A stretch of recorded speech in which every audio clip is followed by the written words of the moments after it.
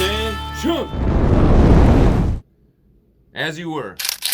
On this episode, we take a look at a film from the director of Training Day, starring Monica Bellucci. No! As you were. On this episode, we take a look at a film from the director of Training Day. It stars Monica Bellucci and Bruce Willis. Let's check out Tears of the Sun. Mindari fu nyahen hayude wala gaini yenjaw nyahen hayude wala gaini eto gaini do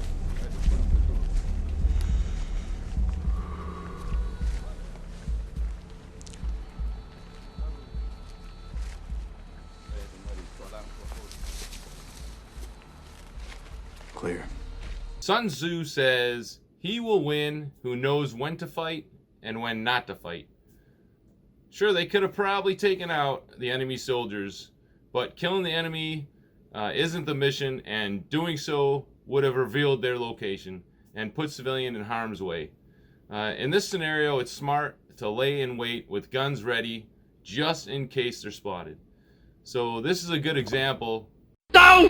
In this scenario, it's smart to lay in wait with guns ready just in case they're spotted.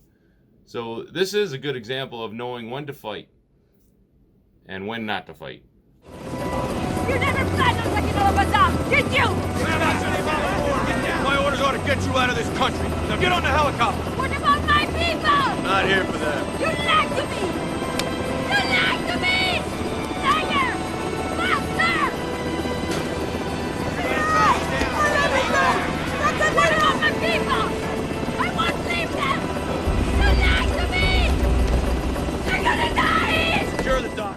So per U.S. law and standard military doctrine, U.S. civilians who are not employed by the U.S. government cannot be forced to evacuate. When Dr. Kendrick refused to go, she would not have been forced to leave. So earlier when Lieutenant Waters reported that she did not want to leave, Captain Rhodes could not have ordered him to violate her wishes.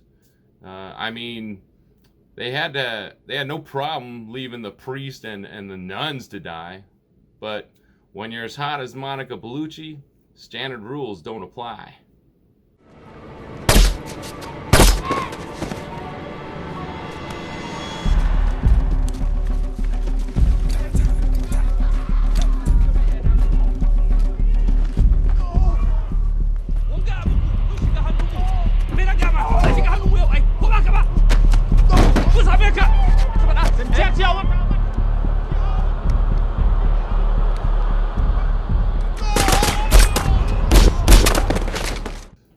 The leader on the ground is the one who makes decisions based on the situation. So taking on this village becomes a moral decision. Do you put your men and the mission in danger to save lives? Or do you sneak by and let innocents die just to protect the mission? So they decide to attack. After all, they are human. So he breaks his team into two squads, Assault and Overwatch. He put the sniper in Overwatch and came up with a hasty plan to attack quickly and silent. But it comes down to risk versus reward.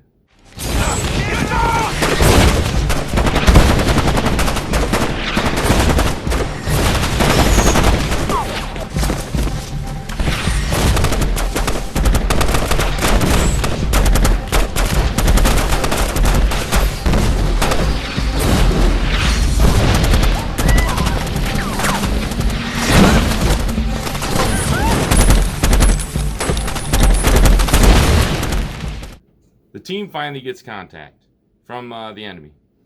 What happens next is gaining fire superiority by getting everyone online and sending a wall of suppressing fire downrange.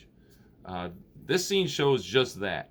Once you gain fire superiority, it will cause the enemy to put their heads down and allow you to maneuver or pull back against an overwhelming force.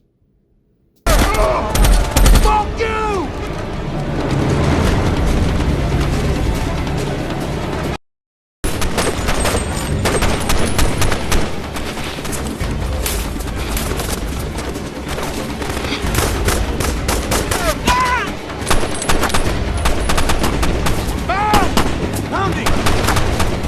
Extraction is not easy when you have the enemy at your front.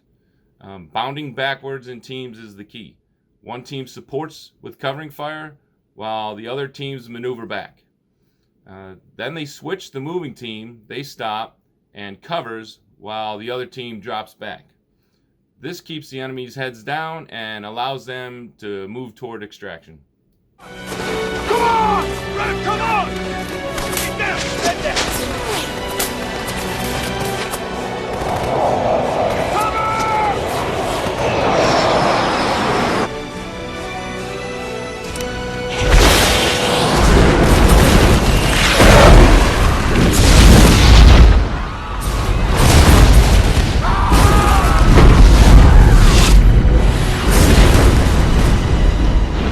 The planes providing air support are armed with 2 infrared air-to-air missiles called Sidewinders and 4 radar-guided air-to-air missiles called MRAMs.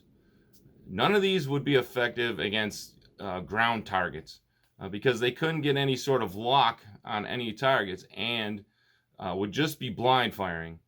Also, the explosions in the movie look more like an incendiary weapon, not an air-to-air missile.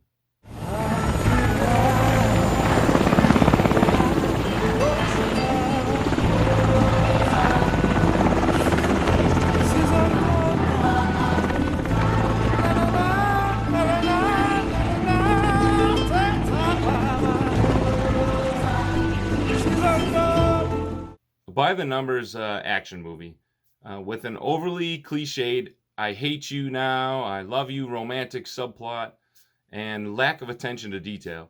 Tears of the Sun is a film that should have been one of Bruce Willis's straight-to-DVD releases.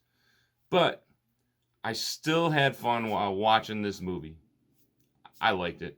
Thank you for watching. Until next time, you're dismissed.